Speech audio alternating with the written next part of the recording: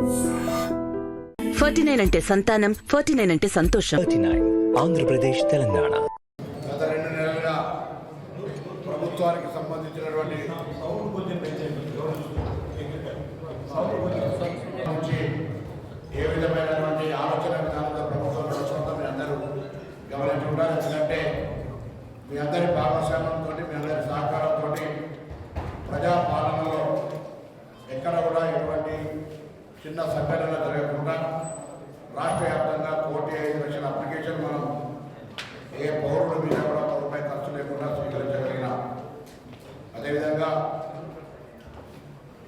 మిగతా అనేక అంశాలకు సంబంధించి కూడా ప్రభుత్వం ఒక ప్రజాస్వామికంగా ఎంతసేపు మేము చెప్పిందే కాకుండా మీ దగ్గర నుంచి కూడా అభిప్రాయాలు తీసుకొని పరిపాలన జోడెత్తుల్లాగా అధికారులు ప్రజాప్రతినిధులు కలిసి గ్రామాల్లో ప్రజాస్వామ్యంగా నడపాలనేటువంటిది ప్రభుత్వం యొక్క లక్ష్యం. కాబట్టి ఈ అంశానికి సంబంధించి అందరూ సహకరించాల్సిన కోరుతూ, ముందుగా అన్నిటికంటే ముఖ్యమైనటువంటి రాబోయే వేసవిలో త్రాగునీటికి ఎటువంటి సమస్య ఉండదనేటువంటి ప్రభుత్వ లక్ష్యం. కాబట్టి మిషన్ భగీరథ కానీ, గ్రిడ్ కానీ, ఆర్డబ్ల్యూఎస్, దానికి సంబంధించి పంచాయతీరాజ్ వ్యవస్థలన్నీ కలుపుకొని ఉన్నటువంటి దాని లోపల సిరిసిల్ల జిల్లాలో ఉన్నటువంటి జీపీస్ ఎన్ని, అందులో ఉన్నటువంటి హ్యాబిటేషన్స్ ఎన్ని, హ్యాబిటేషన్స్ వల్ల సోర్స్ పరంగా ఇబ్బంది ఉందా,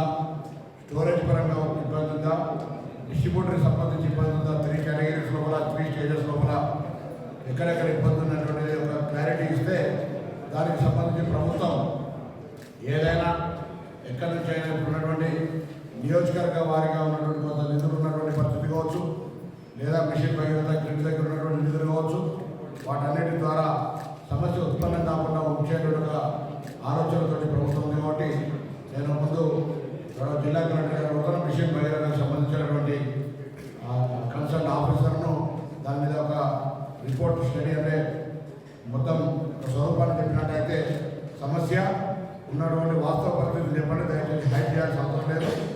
ఫ్యాక్ట్స్ మీద వెళ్ళిపోతే పొద్దున భూగర్భ జలాలు, వర్షాపాతం తక్కువైంది, భూగర్భ జలాలు పడిపోయేటువంటి పరిస్థితులు ఇప్పటికీ అనేకమైన సంకేతాలు ఉన్నటువంటి పరిస్థితుల్లో ఎండాకాలంలో ఒక్క సిరిసిల్ల జిల్లా మొత్తం మీద ఒక్క నీటి ఎత్తులు లేకుండా ఉండేట్టుగా చర్యలు తీసుకోవాలని ఏంటి మీ ప్రతిపాదన అనేది మేము రిక్వెస్ట్ చేస్తామంటే ఎస్పీ గారిని అప్రోచ్ అవ్వకుంటున్నాం, లేదా కలెక్టర్ గారు అప్రోచ్ అవ్వకుంటున్నాం, లేదా మీడియా, అదర్వైజ్ మేము ఫార్వర్డ్ చేస్తాం. కరీంనగర్ ఇప్పటికే 3-4 కార్పొరేటర్ పెద్ద ఇష్యూ నడుస్తాం, హండ్రెడ్స్ ఆఫ్ ఎకర్స్. సో ఇక్కడ కూడా ఆర్డీఓస్ 2014 కంటే ముందు గవర్నమెంట్ ల్యాండ్ ఏమో ఉన్నాయి, ప్లస్ ఇండివిజువల్స్ కొనుక్కున్న తర్వాత ఎవరు కబ్జా చేసేది అవన్నీ తీయడానికి వరకు ప్రోయాక్టివ్. మీరు ఎక్కడికి వెళ్ళినా కూడా దాని మీద కొంచెం సీరియస్ ఒకటి యాక్షన్స్ అయితే బాధితులు బయటకు వస్తారు, భయపడతారు. బాధితులు నేను పోతే నాకు న్యాయం జరుగుతలేదనే ఫీలింగ్ ఉన్నాడు, అది పోవడానికి మీరు కూడా ఒక ప్రస్తుతానికి సాధన చేసి ఏదైనా ఇష్యూ అయినప్పుడు వాళ్ళు ఎంత పెద్ద పొలిటిషియన్ ఇంక్లూడింగ్ కొన్న Prabhakar land rat please take action. So దాని మీద మీరు రాకపోతే అందుకే రమ్మని చెప్పాం. ఇది మేజర్ ఇష్యూ. మిగతా drinking water, otherwise revenue issues and development progress, Panchayat Raj, different fisheries, water departments అదే వాటర్ పెద్ద కన్సర్న్ కాదు. This is a very important government issue. సామాన్యుడు బిడ్డ పెళ్లి చేసుకుందామని జీతం పైసలను జమ చేసుకొని కొనుక్కుంటే దాన్ని వచ్చి దానికి రబ్బర్ సప్లై చేసింది అని పొలిటికల్ సపోర్ట్ ఉంటుంది. ఇప్పుడు అని కొత్త బయట సపోర్ట్. నేను ఎవరిని అన్యాయంగా అరెస్ట్ చేయమంటలేదు, ఎవరు అన్యాయంగా చర్యలు తీసుకోమంటలేదు. ఆర్టీఓ గారు దయచేసి ప్రోయాక్టివ్ ల్యాండ్ గవర్నమెంట్ కాబట్టి ట్రెజరీ రక్షకులు, ట్రెజరీ చేయకపోతే నివారణ ఒక్కసారి నవ్వుకుంటే 35 ఏళ్ళు, 5 ఏళ్ళకి ఒకసారి దండం పెట్టి ఇన్వాల్వ్ చేసుకోవాలి మేము. కాబట్టి మేము ఉన్నతలో మంచి పని చేస్తే మేము మళ్ళీ మంచిది. కాబట్టి నేను కూడా కమ్మి చేస్తే తెలియజేసుకుంటాను. ఇంకేం పార్టీలతో సంబంధం లేదు, వ్యక్తులతో సంబంధం లేదు, ఏరియాతో సంబంధం లేదు. సిరిసిల్ల జిల్లాలో కలెక్టర్ గారు, ఎస్పీ గారు భూ కబ్జాదారులు ఉక్కుపాలను పెట్టి ప్రభుత్వం చర్యలు తీసుకుంటుందని విధంగా రావాలి. రెండోది చేస్తామని మీద 3 డ్రింకింగ్ వాటర్ ఇష్యూ ఎక్కడ ప్రాబ్లం రావద్దు.